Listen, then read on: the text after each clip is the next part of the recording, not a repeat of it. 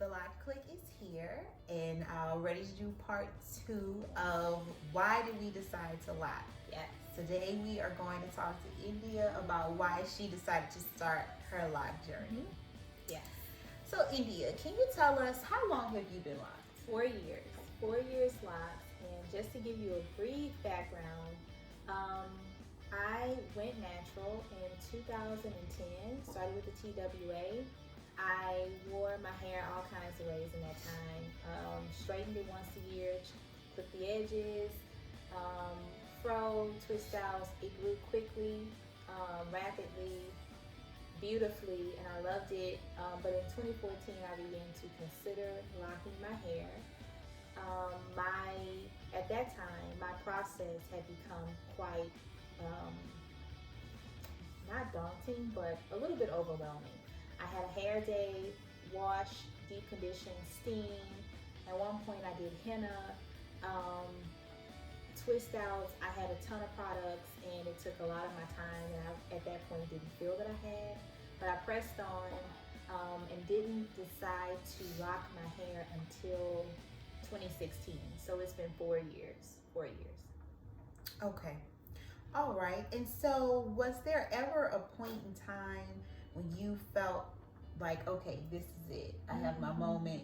I'm about to lock my hair. Yes. So in my 2014 consult, I knew this is something I'm going to do eventually.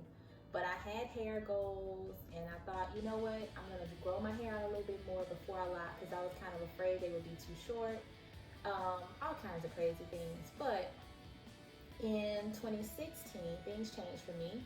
I was a mom. I decided when my son was just a few months old that I would begin a very rigorous graduate school program. And that program included a cadaver lab, a human cadaver lab, that we were to disassemble a human body. And I thank God for their sacrifice. It was just a lot. The program was 8 to 4. We studied all the time, Saturday, Sunday, study groups. And so that was my hair day. And when I wasn't in school, I wanted to fully devote my time to my son. And I just kind of lost interest in the whole ceremonious activities of hair day. I just lost interest. And I had some, cover your ears, Dave. I had some edge issues after postpartum edge issues. I did a little postpartum edge thinning. And so I was doing crochets and trying to just find my way around it. Silence for the ages. Yes, Lord. And my mom, shout out to her, was doing everything she could to help. Shout out to your mom, for real. For real. She's the hair hero. Like, she's so clutch with hair. She is. And she was doing crochets for me. I started grad school with the crochet. I started my cadaver lab with the crochet. Then I realized I had to wash my hair like twice a week to just get the formaldehyde smell out. And I was like, man, I'm going to either cut all my hair off or lock it. This is a lot. I felt like my hair was wearing me at that point, and I was kind of like chasing after this train, couldn't catch up. And so I went to the loctician who I did my original consult with, and she remembered me, and we talked, and I was like, you know what, the time is now. This is my moment. I'm doing it. And so I did. Yep. Well, so can you talk to us about why did you choose sister locks? Because I know you consider traditional locks as well as sister locks, but why did you decide to pick sister locks? So for me, sister locks I thought were very versatile, and I could do a lot with the style rise.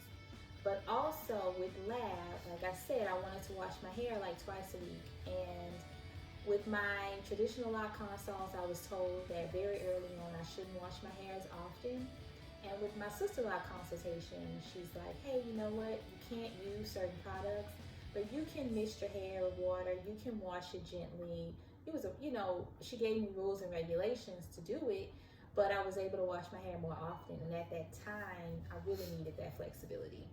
So I didn't have any hair crushes at the time. I hadn't spent a lot of time looking at other people's sister locks.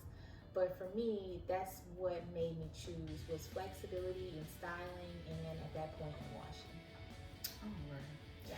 Well, so are there any highs or lows that you'd like to talk about on your sister life journey? What would you like to tell someone who may be considering? Okay.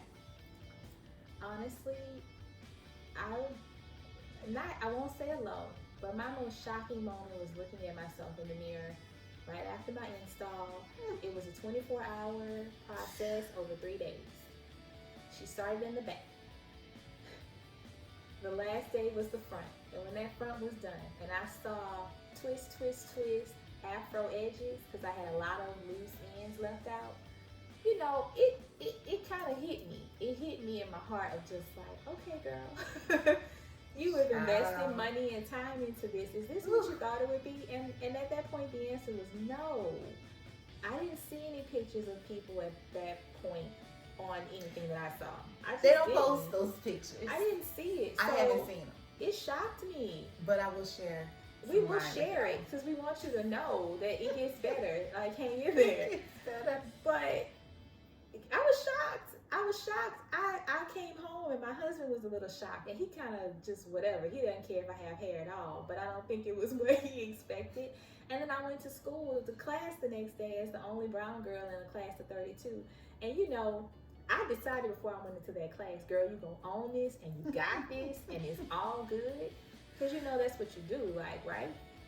And I went in and I owned it, and I could see people having questions, and I was just like, you don't know. What you don't know is this is 24 hours of work, and we're going to make it work. So, yeah, that was my moment. And my high has been, oh, man, just the liberty that I found. Like, this is cliche probably, but I don't really have to do anything, y'all. Like, I'm hair lazy now. I don't know if that's a good thing or something you should be proud of, but I love that I don't have to do a lot, and I can still do the most. Like, I can like side pony, I can top messy bun, and put on a lip, and like I'm doing something. I feel like I'm doing something when I do that, and it takes me 5 minutes. I love that. I have a liberty and a confidence of just like I can put on whatever I want, and I don't even think about my hair anymore. When we travel,